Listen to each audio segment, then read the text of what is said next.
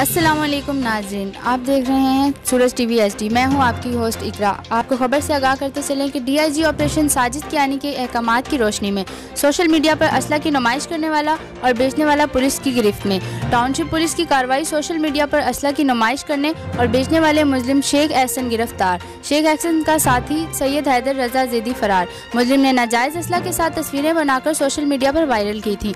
मुलजिम के कब्जे में एक पंप एक्शन बरामद। SP सदर ड्वीजन हफीजुर बुट्टी ने कामयाब कार्रवाई करने पर पुलिस की टीम को शाबाशी दी। सोशल मीडिया पर असला की नमाइश समेत हवाई फायरिंग करने वाला और असला बेचने वाला किसी रियायत की मुस्तहिक नहीं हो सकते। SP सदर ड्वीजन हफीजुर बुट्टी। मज़ीद खबरों और अपडेट्स के लिए देखते रहें सूरज TV HD।